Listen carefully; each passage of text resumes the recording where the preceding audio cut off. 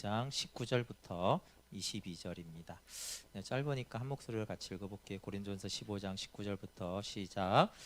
만일 그리스도 안에서 우리가 바라는 것이 다만 이 세상의 삶뿐이면 모든 사람 가운데 우리가 더욱 불쌍한 자이러라. 그러나 이제 그리스도께서 죽은 자 가운데서 다시 살아나사 잠자는 자들의 첫 열매가 되셨도다. 사망이 한 사람으로 말미암았으니 죽은 자의 부활도 한 사람으로 말미암는도다. 아담 안에서 모든 사람이 죽은 것 같이 그리스도 안에서 모든 사람이 삶을 얻으리라. 아멘. 네, 오늘 기독교 강요 51번째 고난을 통해 영생을 묵상함으로 육신을 이기라라는 제목으로 이렇게 말씀 나누겠습니다. 네, 매번 반복하듯이 기독교의 강령은 언제까지나 겸손이라는 말씀을 항상 우리 신앙생활 하거나 할 때마다, 또 이제 겸손이 무엇인가라고 했을 때 주님이 하셨다라는 것이 겸손이라고 했습니다. 어떤 선을 행할 때 내가 했다라는 그것이 이제 교만이고, 그것이 이제 자기 의가 되어서 하나님을 자꾸만 이제 대적하게 만들고 우리를 교만하게 만드는 문제가 있습니다. 네, 그리고 신구약 성경은 항상 그리스도와 영생을 증거하기 때문에 뭐 말씀을 듣든 묵상하든 성경을 읽든 늘 그곳에서 그리스도를 알고 영생의 말씀을 우리가 보고 들어야 합니다. 그리고 믿음의 본질을 말할 때 그것은 하나님의 선하심을 바라보는 것이고, 소망은 믿음의 생기를 회복시켜 줍니다. 지금 이제 저희가 나누는 최근에 큰 주제는 그리스도인의 생활에 대한 것이에요. 그래서 이제 자기 부인이라는 한 단어로 이제 말을 할 수 있는데, 자기 부인은 태도에 관한 것을 바꿉니다. 하나님을 향한 태도가 바뀌고 이웃에 대한 태도가 바뀐다라고 했죠. 네, 하나님을 향한 태도에서 우리가 자기를 부인하고 예배하는 것과 자기를 주장하고 예배하는 것이 너무 다르잖아요, 그렇죠? 자기를 주장하기 위해서 기도하는 것과 자기를 부인하고 기도하는 것은 사실 기도 자체가 완전히 달라지는 것입니다. 마찬가지로 우리가 이제 선을 행하고 봉사를 하고 선을 행할 때에도 이웃에 대한 태도도 다른 거죠. 나의 유익을 위해서 이웃에게 선을 베푸는 것과 나를 부인하고 이웃에게 대하는 것들은 사실 완전히 이제 태도를 다르게 합니다. 그래서 자기 부인은 겉으로 나오는 행동의 변화를 말하는 것이 아니라 그 마음의 동기와 태도를 그 하나님이 원하시는 뜻대로 준비된 상태가 이제 자기 부인이고, 그렇게 하나님을 예배하고 또 이웃에게 대한 태도를 바르게 합니다. 근데 이 자기 부인을 내 힘으로 하게 되어지면 나는 정말 자기 부인까지 하는 사람이야 이러면서 또 얼마나 교만해지겠어요, 그렇죠? 그래서 하나님의 은혜에 의해서 겸손해지면서 자기가 부인되는 것입니다. 그리고 이제 그 자기 부인의 가장 큰 특징이 이제 십자가를 지는 것이죠. 그래서 하나님은 십자가를 통해서 하나님의 능력을 완전히 의지하게 만들면서 교만을 제어합니다. 우리가 뭐 교만하고 싶어서 교만합니까? 교만하게 되어지고, 하나님 의지하고 싶어도 잘 의지가 되지 않아요. 근데 자꾸 이제 십자가를 지면서 하나님만 의지하게 되어지고, 우리가 이제 높은 데서 내려와서 자신을 낮출 줄을 알게 됩니다. 그 특징 중에 이제 두 가지 훈련, 중요한 훈련이 인내와 순종이라고 그랬어요, 그렇죠?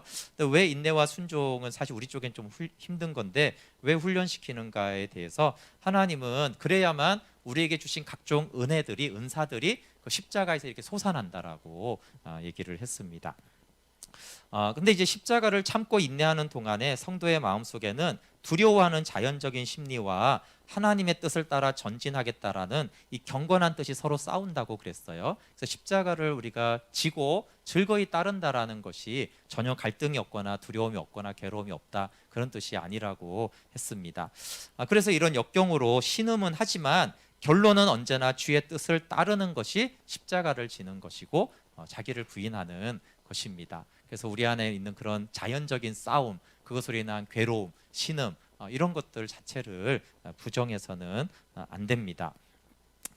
십자가는 우리에게 유익이 되고 하나님의 공의에 동의함으로 하나님께 영광이 되어집니다. 이 십자가의 유익을 우리가 알 때에만 우리의 환경은 괴롭지만 우리에게 영적인 기쁨이 있다고 그랬어요. 그래서 이 영적인 기쁨이 있어야지만 고난과 슬픔과 괴로움들을 이 십자가를 우리가 영적인 기쁨으로 조절할 수 있어야만 십자가를 끝까지 지고 갈 수가 있습니다. 네, 오늘도 계속 이제 고난에 대한 말씀입니다. 네, 다음 주부터는 또 주제가 달라지는데, 네, 현세에 대한 과도한 애착에서 멀어지게 하는 역할이 이제 고난, 십자가가 합니다. 하나님은 우리 본성이 정말 이 세상에 대해서 얼마나 강한 동물적인 애착심을 가지고 있는지를 아시고 계시죠. 그래서 이 고난을 통해서 현세에 대한 애착을 버리고 내세를 활발히 명상하게 하십니다.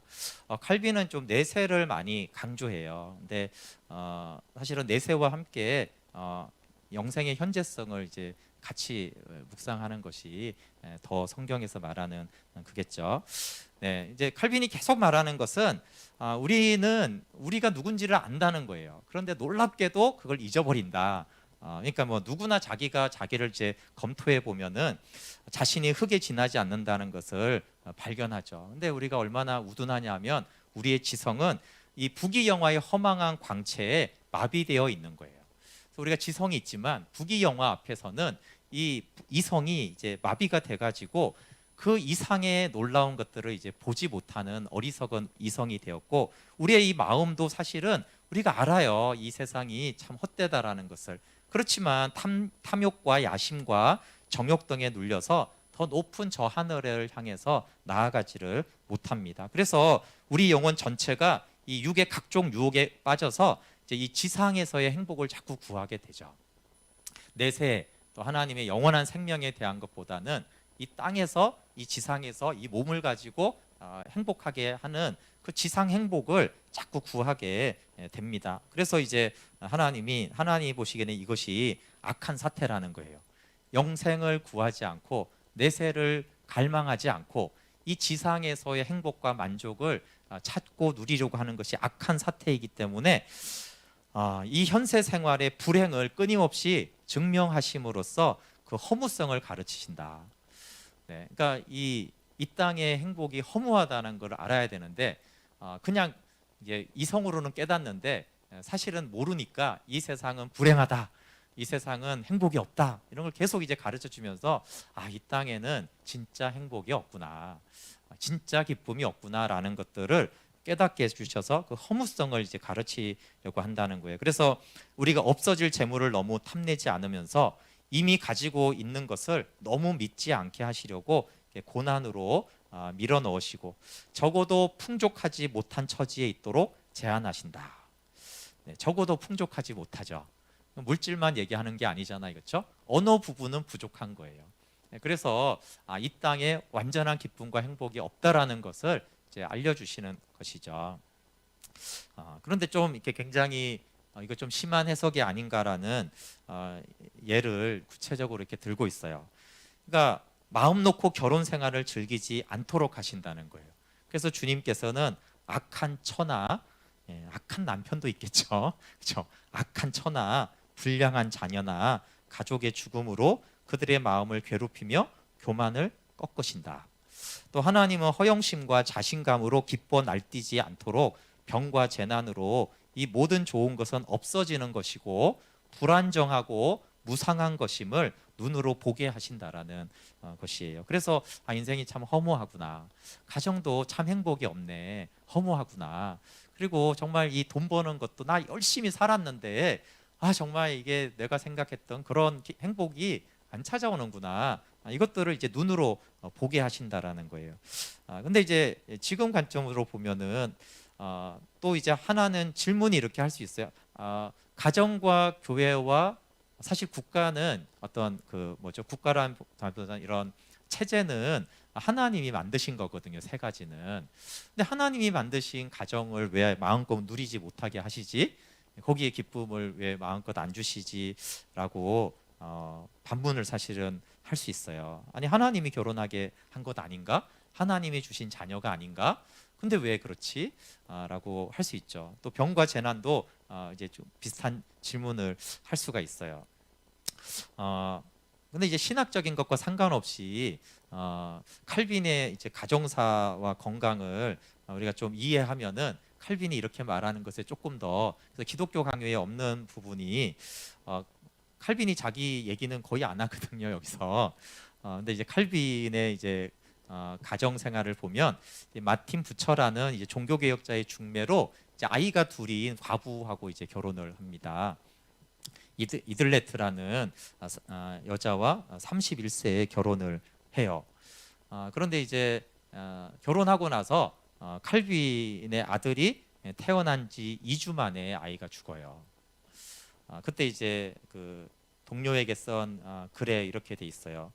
주님은 어린 아들의 죽음을 지켜보는 쓰라린 고통을 우리에게 주셨어. 하지만 그분은 아버지 시기에 자기 자녀에게 유익한 것이 무엇인지를 잘 아시는 분이시네. 그래서 그 2주 만에 죽은 아들을 본 그 심경을 이렇게 표현했습니다. 근데 그렇게만 끝나지 않고요. 3년 후에 이제 이쁜 딸이 태어나는데 그 딸이 또 죽습니다. 그리고 또 다시 2년 뒤에 아들이 태어나는데 그 아들이 또 죽어요. 근데 이 그 종교개혁 시대니까 굉장히 그 격렬한 논쟁과 어떤 적들이 많이 있었잖아요.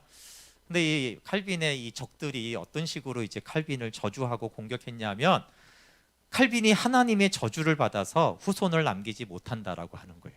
자녀들이 자꾸 죽는 그런 것들을 가지고 칼빈이 하나님께 저주를 받았다 이렇게 말하고, 또 아내 이들레트가 이제 재침례 교도거든요. 이게 좀 이제 카톨릭이랑 결혼하는 방식이 다른데, 그리고 또 과부였잖아요. 그래서 그 아내는 창녀라고 막 비난을 하고 그 저주를 받아서 하나님의 후손들을 이제 갖지 못하게 하는 것이다. 이런 이제 공격을 이제 비난들을 받았어요. 얼마나 기분 나쁘겠어요. 그렇죠? 근데 이제 아내 이들레트마저도 결혼한 지 9년 만에 칼빈이 나이 40세에 병으로 죽습니다. 칼빈이 55세까지 사는데 독신으로 그 이후에 살아요. 근데 병상을 지킨 칼빈이 그러니까 이들레트의 그 전 두 아들이 이제 있는 두 아들만 있는 거잖아요. 근데 사실 이 여인이 굉장히 성숙하고 믿음이 경건한 여인이었기 때문에 어쨌든 칼빈이 굉장히 아꼈고, 그래서 두 아이들을 내가 책임질 테니까, 책임지고 보살필 테니까 걱정하지 말라고 하니까 이들레트는 나는 두 아이를 하나님께 맡겼다라고 하면서 이제 하늘나라로 갔습니다. 그리고 아내가 죽은 다음에 또 이제 편지를 썼는데 이렇게 그 내용 중에 있어요. 나는 슬픔에 압도당하지 않기 위해 내가 할 수 있는 모든 일에 전념하고 있습니다. 제 친구들도 고통을 덜어주기 위해 할 수 있는 모든 일을 하고 있습니다. 그래서 칼빈의 그 가정사가 사실은 이제 물론 이제 아내와의 관계는 좋았지만 사실은 이제 병 들고 죽음으로 이제 어려움이 있었고, 아이 셋이 다 이렇게 죽고, 그 과부였을 때 그 두 아들만을 칼빈이 오히려 이렇게 키운 것이죠. 사실 일반적인 가정을 생각했을 때 참 그리고 그걸 또 이렇게 그런 거는 건드리면 안 되는 건데 정말 너무 격렬한 시대를 살았기 때문에 그런 것들을 통해서 비난을 받았어요. 그리고 첫 시간에 아마 말했지만 칼빈은 거의 종합병원이다 할 만큼 여러 가지 이제 질병에 오랫동안 굉장히 시달렸어요. 그리고 이제 시의원들에게 시달렸고, 그래서 이제 그 교회도 막 쫓겨났다고 그랬잖아요 한번, 그렇죠?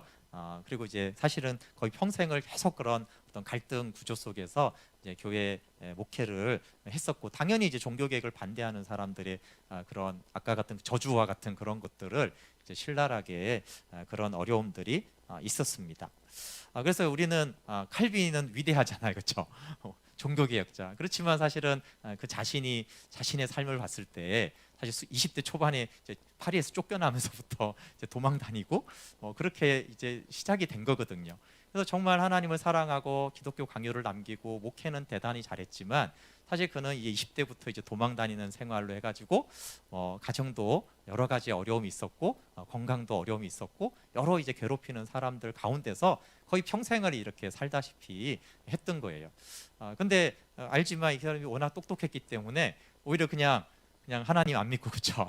20대부터 그 똑똑한 머리로 뭐 교수 같은 거 하면서 그랬으면 그냥 훨씬 더 안정적인 삶을 살았을 텐데, 사실은 그가 하나님을 알기 때문에 도망 다니면서 여러 가지 겪었던 그런 것들을 생각했을 때 인간적으로는 참 칼빈이 안 됐다라고 볼 수 있는 거죠. 뭐 그 오성경 교수님이 그 서영석 목사님 말한 대로 서울대 옛날 분인데 서울대 나와가지고 신학교를 간다 그러니까 너무나 믿음 좋은 어머니 권사님이 정말 혼절할 뻔했다고. 이제 그 당시에는 그렇잖아요. 이제 정말 내 아들이 서울대 나와서 될 줄 알았더니 그때 밥 굶고 있는 그런 목회를 한다니까 500년 전에도 당연히 더 그랬지 않겠습니까? 더구나 카톨릭 쪽에는 부가 있었지만 종교개혁자들이 그때 맨날 비난당하고 도망다니고 때로는 목숨의 위협을 느끼는 그랬었어요. 그러니까 칼빈이 자신의 행복한 결혼 생활에 있었던 자녀의 죽음과 아내의 죽음과 병과 재난에 대해서 그가 자신을 그렇게 대입시키지는 않지만 현세 생활의 애착을 버리고 허영심과 자만을 꺾고 내세를 묵상하기 위한 것이었다라고 개인적으로 본인이 당연히 받아들였겠죠. 그리고 그가 지난주에 말한 대로 그는 슬픔을 표현했어요. 그러니까 너무 고통스럽다. 내가 너무나 이 슬픔에 압도당하지 않기 위해서 내가 할 수 있는 모든 것들을 나는 하고 있습니다. 그 말 한편으로 막 슬픔이 막 압도되는 위기를 계속 겪고 있다라는 뜻이기도 하잖아요. 네, 그래서 본인 개인 얘기는 하지 않지만 좀 칼빈의 그런 개인적인 생활을 우리가 알면은 그가 이런 기독교 강요를 쓸 때 너무나 이제 무자비한 인정이 없어서 이렇게 보면 좀 표현이 신랄하잖아요, 그렇죠? 십자가는 필요하다 막 이러면서 교만을 위해서 십자가를 져야 된다 이렇게 말하지만 자기가 그 십자가를 지는 것이 얼마나 어려운 일인지를 본인이 겪어가면서 사실은 이런 것들을 가르치고 있는 것입니다. 네, 우리는 현세 생활의 허무성을 보지 않으려는 경향이 있어요. 우리는 재앙의 아픈 자극을 끊임없이 받으면서도 인간의 가련상을 고려할 만큼 각성이 없습니다. 이 말이 참 많죠? 끊임없이 재앙의 고통을 받으면서도 인생의 가련성을 각성하지를 못해요. 그러니까 또 이 땅에서 무슨 기대를 찾고 또 지상 행복을 또 추구하는 것이죠. 끊임없이 안 되고 또 안 되고 안 되면서도 또 찾고 또 찾는 그런 존재들인데 만일 부하고 행복한 기쁨이 장구하게 지속된다면 얼마나 교만하겠냐 이 말이에요. 얼마나 이 땅에 거서해서 하나님 없이 살려고 하겠느냐 하는 것이죠. 인생은 연기나 그림자 같다는 것은 일반 사람들도 제일 잘 아는 속담입니다. 그러나 우리는 이 일처럼 등한시하거나 잘 잊어버리는 일이 없습니다. 정말 잘 잊어버리죠. 그래서 우리는 마치 지상에서 영생불사할 작정인 듯 모든 일을 시작합니다. 그렇죠? 우리 사람들 다 그렇잖아요. 영생불사할 것처럼 막 이 땅에 뭘 하잖아요. 에너지를 다해가지고. 그리고 사람은 하루살이라는 속담을 다 인정하면서도 죽음을 잊어버릴 뿐 아니라 죽을 운명까지도 우리에게는 아무 관계가 없다는 듯이 우리는 경솔하게 지상에서 영생을 누릴 것이라고 확신한다. 네, 가만히 보면 사람들은 이 지상에서 영생할 거라고 오래 사는 것만이 아니라 영생 그런 완전한 뭔가가 있는 것처럼 이 땅의 것에 대해서 애착을 가지고 있습니다. 그래서 말로만은 안 된다는 거예요. 말로만은. 그래서 가능한 모든 경험을 통해서 지상생활의 가련상을 확신하게 되는 것이 우리 모든 사람에게 대단히 유익하다는 것을 누가 부인할 수 있겠는가. 경험을 해야지만 그나마 조금이라도 이 땅이 천국이 아니지, 이 땅은 나그네 인생이지, 이 땅은 하나님 나라로 가는 그런 과정이지라고 인식을 한다라는 거예요. 근데 정말 얼마나 이 생에 대한 집착이 강하냐면 우리는 지상생활의 과련상을 확신하게 된 후에도 지상생활의 최고의 선이 내포되어 있는 듯이 여전히 인생에 대한 어리석고 비열한 경탄을 금하지 못한다는 거예요. 그러니까 결론은 안 된다는 거예요. 우리는 이 땅에 대한 애착을 버릴 수가 없는 그런 존재라는 것이죠. 그렇지만 하나님이 고난이나 불행으로 우리를 가르치려고 할 때 우리는 태만을 떨쳐버리고 하나님의 말씀을 경청하는 것이 우리의 의무다. 그러니까 이 세상에 대한 애착을 버리고 전심전력하여서 내세의 생명, 그 영생을 묵상하는 것이 하나님이 그걸 가르치고 있다라는 것이에요. 그러니까 이제 우리가 그거를 깨닫고 하나님을 묵상하고 영생을 묵상하고 내세를 묵상하게 된다라면 우리가 하나님의 가르침을 잘 따르고 있는 것이죠. 그래서 종말의 그날을 현재로 살아가는 것에 대해서 말하고 있어요. 부활 신앙에 대한 것이죠. 근데 아까 말한 영생의 현재성은 좀 약하기 때문에 종말의 그날, 종말을 현재로 살아가는 것이 이제 영생의 현재성이라고 했잖아요, 그렇죠? 재림은 미래지만 그 재림의 날을 오늘인 것처럼 살아가는 것이 사실 영생의 현재성이고, 그게 내세를 묵상하는 것이 50년 뒤에는 천국 가겠지, 그게 아닙니다. 그 종말이 지금. 그래서 이제 성경에는 늘 임박했다고 그랬잖아요, 그렇죠? 주의 재림이 임박했다. 그러니까 그 임박성을 가지고 살아가는 것을 이제 계속 묵상하고 그 믿음을 배워 나가는 것이 고난과 불행을 통해서 가르치는 것이다. 근데 또 이렇게 하면 이제 그 지상생활이 너무나 이제 부정적으로 되기 때문에 애착은 버려야 하지만 지상생활은 감사하는 것이다. 그래서 현세생활에 집착하지 말아야 된다는 말을 현세생활을 미워하거나 현세생활을 감사하지 않게 된다라는 그런 뜻으로 이해하면은 안 된다는 거예요. 무수한 불행이 있어도 현세 생활은 하나님이 주신 복 중에 하나입니다. 현세 생활은 왜냐하면 신자들의 구원을 촉진하는데 전적으로 이바지를 합니다. 그래서 현세 생활이 하나님의 선하심을 증거하는 것으로 생각해야 돼요. 그러니까 하나님의 선하심을 보게 하는 것이 현세 생활이고 구원을 촉진하기 때문입니다. 그래서 하나님은 영원한 영광의 기업을 공개하시기 전에 영원한 영광이 우리가 있잖아요, 그렇죠? 근데 그보다 작은 증거로서 하나님이 우리의 아버지인 걸 알려준다는 거예요, 이 현세 생활을 통해서. 그러면 이제 여기 이 땅에서도 하나님이 아버지인 게 이렇게 좋은데, 그러니까 그 완전한 나라를 향한 소망과 갈망을 가지게 한다라는 거예요. 그게 이제 우리가 받는 은혜입니다. 그리고 현세 생활은 하나님의 선하심을 우리에게 이해시키므로 아무 가치도 없는 듯이 무시해서는 안 된다. 사실 고난과 불행을 통해서 우리는 하나님의 선하심을 굉장히 많이 깨달아요. 그래서 그것이 가치가 있는 것이죠.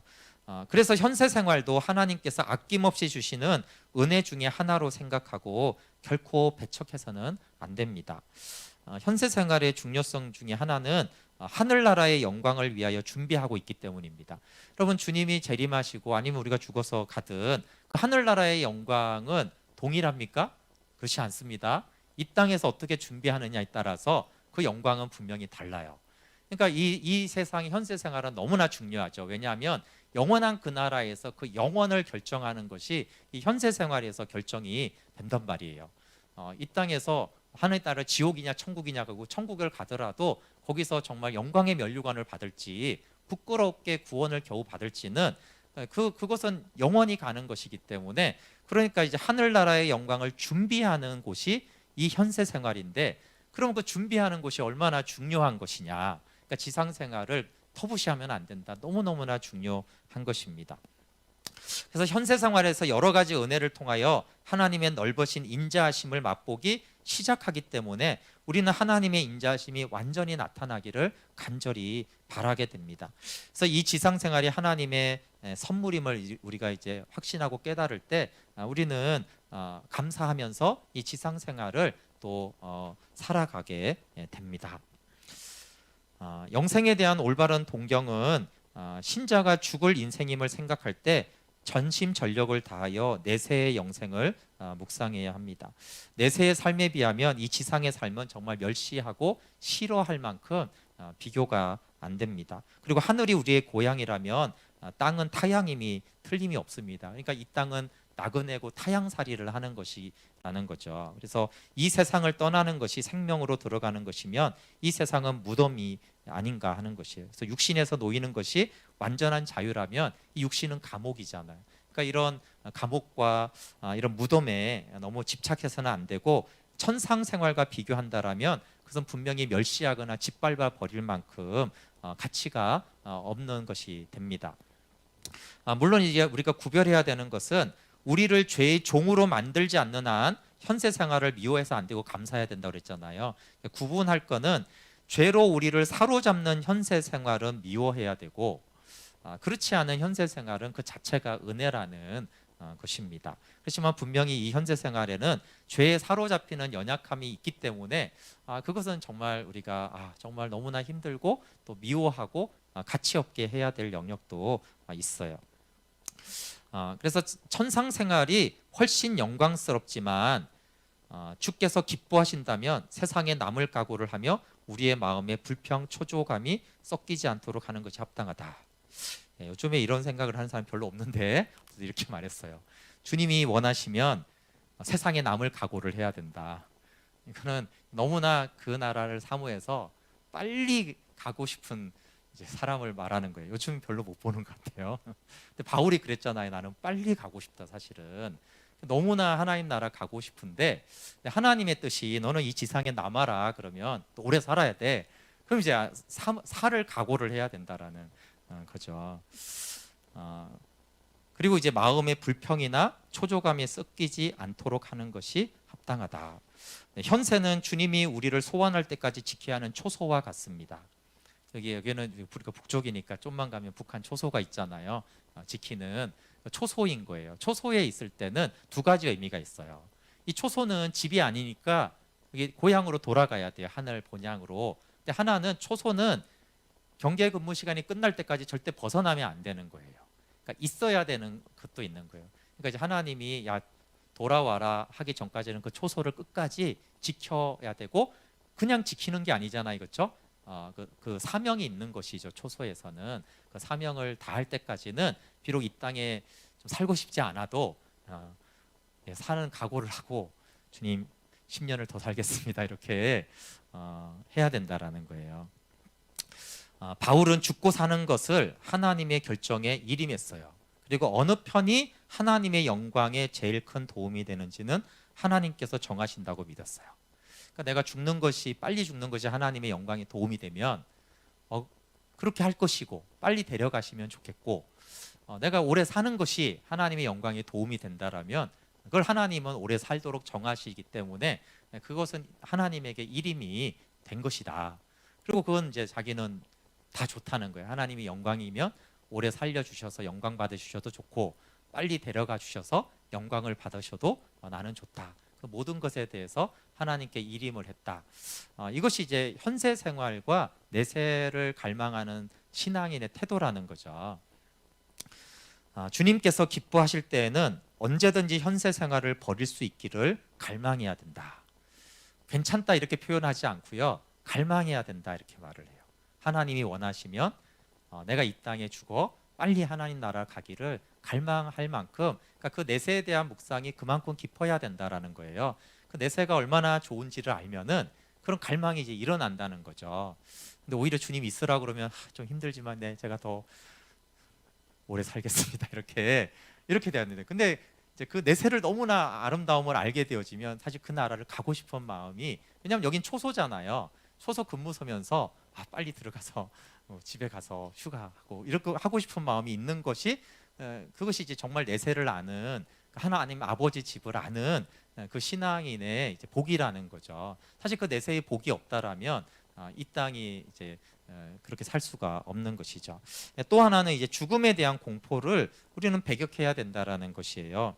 그리스도인임을 자랑하는 많은 사람들이 죽음을 원하기는 고사하고 죽음에 대한 공포에 사로잡혀 벌벌 떠는 것은 이상한 현상이다.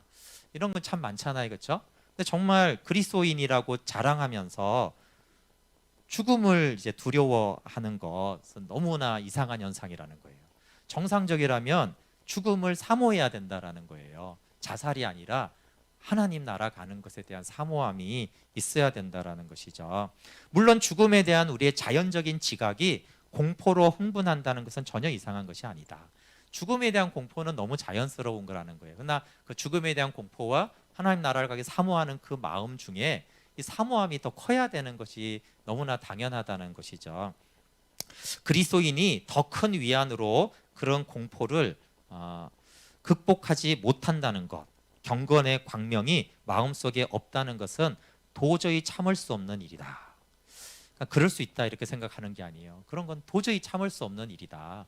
물론 죽음의 공포가 있는 건 너무나 당연하지만 어떻게 그 천국에 대한 소망, 그리스도인들이 그 경건의 광명이 우리 마음이 비춰주는 그 위로가 얼마나 없으면은 죽음을 두려워하고 그 공포를 이기지 못하는가 하는 것은 정말 도저히 참을 수 없는 일이라는 거예요. 그러니까 정말 그리스도인에게 있어 필수적인 것은 죽음에 대한 공포를 넉넉히 이기는 그 믿음, 그 내세를 향한 하나님 나라를 향한 천국을 향한 그 사모함, 그러니까 얼마나 평소에 그걸 묵상하거나 알지 못했으면 죽음을 그렇게까지 두려워하는가라는 반문도 되는 거예요. 그래서 그 나라를 묵상하고 즐거워하고 얼마나 좋은 곳인가, 그것을 영광으로 아는 갈망하는 마음이 정상적인 그리스도인에게 당연히 있어야 되는 것입니다. 죽음을 통해서 유랑 생활에서 하늘나라 고국으로 돌아가 살게 된다는 것이 위안이 되지 않는가. 육체라는 장막이 다 분해된 후에 하늘의 영광으로 빛난다는 생각으로 죽음을 오히려 열렬히 구하게 되지 않는가, 이렇게 반문하는 거예요. 비록 죽음은 두렵지만, 그렇지만 이런 것들을 생각했을 때 우리는 열렬히 죽음을 오히려 구하게 될 만큼 죽음에 대한 공포를 넉넉히 이기게 된다라는 것이죠. 그래서 신자들이 죽음을 향해 열심히 가는 것은 옷을 벗고 싶어서가 아니라 더 완전한 옷을 입기를 갈망하기 때문이다. 네, 옷을 벗고 싶어서가 아니라는 거예요. 그거는 지상생활을 나쁘게 보는 거죠. 이 지상생활도 복이고 감사한 거예요. 그러니까 지상생활이 옷도 좋은 거죠. 근데 하늘나라를 가는 건 뭐예요? 죽음은 더 좋은 옷을 입는 것이니까 더 좋은 데로 가는 기쁨이 있는 거죠. 그러니까 이 땅도 감사하고 부르시면 더 감사한 것이 그리스도인의 지상생활과 죽음이라는 것이죠. 그래서 그리스도의 학교에 들어가 있으면서 자기의 죽는 날과 종말의 부활을 기쁘게 기다리지 않는다면 그는 진보가 없는 사람이라는 사실로 결론이 난 것이다. 예, 정말 영적으로 전혀 진보를 하지 못한 것이 죽음을 대하는, 죽음에 직면하는 것을 보면은 알 수 있다는 것입니다. 바울도 이 점을 표준으로 신자들을 구분했어요. 디모데후서 4장 8절에 이제 후로는 나를 위하여 의의 면류관이 예비되었으므로 주 곧 의로우신 재판장이 그날에 내게 주실 것이며 내게만 아니라 주의 나타나심을 사모하는 모든 자에게도니라. 그러니까 주의 나타나심을 사모하는 모든 자에게 의의 면류관이 예비되었다는 거예요. 근데 죽음을 두려워하거나 주의 재림을 사모하지 않으면 어때요? 의의 면류관이 준비되어 있지 않지, 이렇게 말할 거꾸로. 그러니까 주의 나타나심을 사모하는 자들에게, 그러니까 그만큼 죽음을 영광으로 알고 천국에 정말 완전한 고향으로 돌아가는, 그렇게 사모하는 자들에게는, 그러니까 그게 믿음의 전진이 있었다라는 증거라는 거예요. 그만큼 죽음의 공포를 넘어설 만큼 그렇게 갈망한다라면 그 사람의 믿음이 진보되어 있는 상태이기 때문에, 그렇게 믿음이 성숙하고 하나님 나라를 사모하는 자들에게는 의의 면류관이 있다. 반대로 그게 없다라면 무슨 의의 면류관이 있겠느냐라는 그런 기준을 삼았다라는 거예요. 내세에 대한 열망은 신자에게 위로를 줍니다. 신자들은 머리이신 그리스도와 같이 되기 위하여 지상에서 도살할 양같이 될 수밖에 없습니다. 죽음만이 아니죠. 그냥 이 땅에서 늘 정말 예수님을 따르고 예수님을 따라 살면은 도살할 양같이 된다는 거예요. 그러니까 이 땅에서는 우리가 종일 주를 위하여 죽임을 당하게 되며 도살할 양같이 여김을 받았나이다. 그래서 하늘의 것을 전념함으로 세상에 있는 모든 것을 극복하며 현존 상태를 초월하지 못한다라면 만약에 그들은 절망적인 비관에 빠질 것이다. 그러니까 우리가 그 내세를 사모하고 영생을 기뻐하고 그래서 이 현세를 초월하지 못한다라면, 근데 그리스도를 위해서 살면은 종일 죽음 당한 자로 여기고 도살할 양같이 여김을 당하니까 얼마나 비관적으로 될 것이냐, 절망하게 될 것이냐라고 하는 것이에요. 그리고 고린도전서 오늘 본문도 그 얘기인데요. 만일 그리스도 안에서 우리가 바라는 것이 다만 이 세상의 삶뿐이면 모든 사람 가운데 우리가 더 불쌍한 자다. 그러니까 진짜 그리스도인으로 살아가는데 이 세상밖에 없다고 생각하면 가장 불행한 삶을 사는 인생이다라는 거잖아요. 그러니까 정말 그리스도를 따른다는 사람들은 이 세상의 관점으로 봤을 때는 여러 가지 고난과 때로는 박해를 당하기 때문에 또 칼빈이 제일 불쌍한 사람은 아니지만 아까 말대로 그냥 그 똑똑한 머리로, 그쵸? 그냥 이렇게 해갖고 교수하든지 뭐 이렇게 똑똑하니까 잘 먹고 잘 살면 되었을 텐데, 정말 그리스도를 따른다라는 그런 것 때문에 사실은 여러 가지 어려움을 겪잖아요. 그러니까 그 영생과 내세의 기쁨이 없다라면 신세 한탄하면서 나 왕년에 잘 나갔는데 내가 왜 이렇게 됐을까? 뭐 이렇게 하지 않겠어요, 그렇죠? 근데 이제 하나님이 주시는 그 내세의 기쁨과 천국에 대한 소망이 있기 때문에 넉넉하게 그것들을 마땅한 것으로 여기는 것입니다. 반면에 위에 있는 것을 구함으로 지상적인 것을 초월하게 된다면 악인이 형통하고 자신은 끊임없이 고통을 당하더라도 이런 괴로움을 쉽게 견뎌낼 것이다. 위에 있는 것을 구함으로 지상적인 것을 초월하게 된다면, 그러니까 그 초월이 아까 말한 세상에 대한 애착을 버리는 것과 하나님이 계시는 그 영원한 나라에 대한 초월 신앙은 이제 같은 거예요. 그러니까 초월 신앙을 가져야지만 이 세상엔 두 가지 어려움이 있어요. 하나는 나에게 끊임없이 당하는 고통이고요. 하나는 악인이 형통하는 거예요. 아니 저 못된 놈들이 왜 이렇게 잘 돼? 이런 것 때문에 괴로운 거거든요. 두 가지가 또 나한테 오는 그런 고난으로 어렵고. 근데 이런 고난을 쉽게 견뎌내기 위해서는 우리가 초월 신앙을 가지고 내세를 묵상하고 그 나라가 얼마나 영광스러운 나라고 그 종말을 현재로 삼아서 살아가는 그 영생의 삶을 살아야지만 괴롭죠. 괴롭지만 쉽게 그 괴로움을 이겨낼 수가 있다. 안 그러면 정말 비참하고 절망적인 비관적인 삶을 살아갈 텐데 그런 그리스도인을 성경이 이제 말하고 있지 않다는 것입니다. 계시록 7장 17절에 보좌 가운데서 계신 어린 양이 그들의 목자가 되사 생명수 샘으로 인도하시고 하나님께서 그들의 눈에서 모든 눈물을 씻어 주실 것입니다. 그러니까 이 재림의 날이 임박했음을 믿는 거죠. 이것 말고도 너무나 많은 계시록이나 말씀이 있는데 이 날이 임박해 있다는 걸 알기 때문에 이 세상이 불의해 보이고 악인이 형통하고 고난을 받는 것에 대해서 쉽게 견뎌낼 힘이 생기는 것입니다. 선지자들도 악한 자들이 현세에서 창성하는 것을 보고 거의 실족할 뻔했다라고 그랬어요. 그래서 나한테 고난이 없어도 불의한 자들이 형통한 것이 또 정말 경건한 자들에게는 시험거리가 돼요. 그렇잖아요, 그렇죠? 정말 하나님 사랑하고 이렇게 신실하고 섬기고 희생하는 사람들은 이렇게 어렵고 이렇게 이기적이고 저런 놈들은 저렇게 잘 될까? 왜 하나님 살아계신데 이런 것들이 있나라는 그 문제도 사실은 믿음이 없이는 초월 신앙이 없이는 이 지상 생활에 애착을 가지면은 그거 이제 이해할 수 없는 거예요. 근데 이 땅이 초소고 나그네 인생임을 알고 하나님이 공의로 심판하시고 그 완전한 본향이 어딘지를 알게 된다라면 이 세상에 잠깐 악인이 형통해봐야 그쵸? 지옥에 떨어질 거에 불과한 것인데 그런 것들도 우리가 열받지 않고 하나님의 공의를 믿으면서 여전히 내가 그 신실한 길을 좀 손해 보는 그런 길들을 걸어갈 수가 있는 것입니다. 그래서 만물이 영원하신 하나님과의 사귐과 영생의 삶은 하늘에 속한 기쁨이 땅의 고통을 삼키게 하면서 우리에게는 도키모스의 인격을 이루고 다른 사람에게는 생명을 흘려보내서 구원을 받게 합니다. 칼벤이 직접 말한 결론이에요. 결론은 고난에 대해서 신자들이 눈을 돌려 부활의 능력을 바라본다면 그들의 마음 속에서 그리스도의 십자가가 마귀와 육과 죄와 악한 자들을 결국 이겨낼 것이다.